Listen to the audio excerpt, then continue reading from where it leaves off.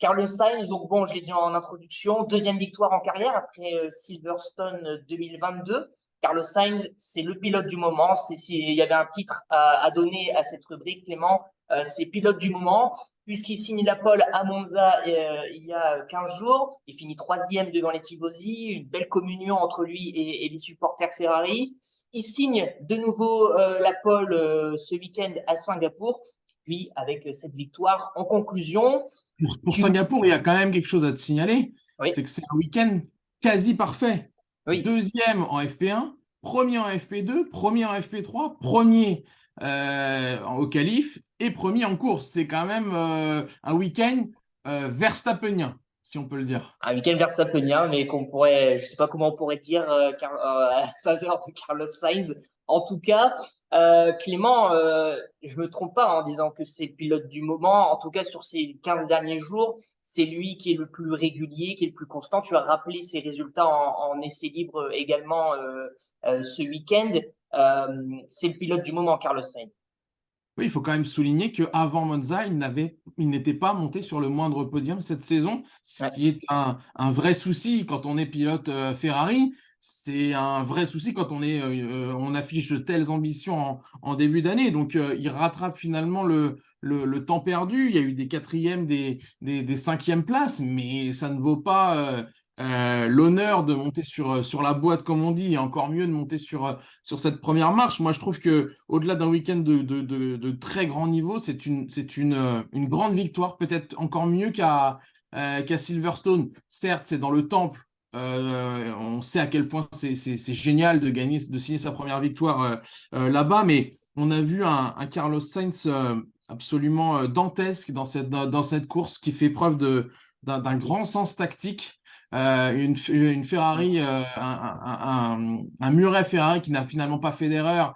Il y a eu cet arrêt, ce double arrêt qui, bon, finalement, les Ferrari étaient 1 et 2.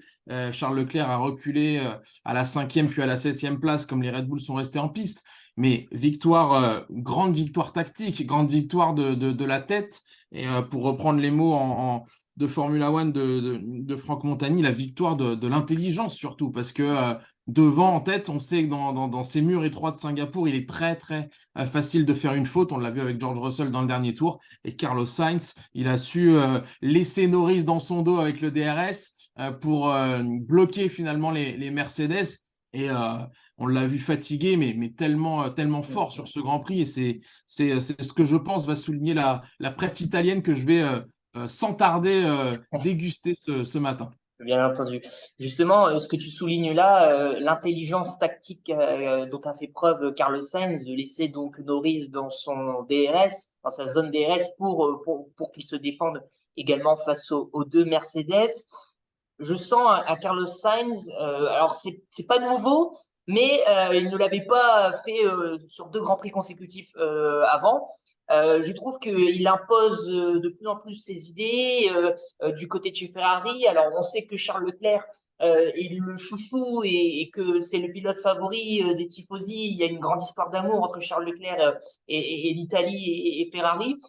Mais j'ai l'impression que Carlos Sainz, ces derniers temps, a beaucoup plus de facilité à s'imposer, entre guillemets. Et est-ce qu'on peut dire qu'il est devenu le pilote numéro 1 ces derniers temps, Clément?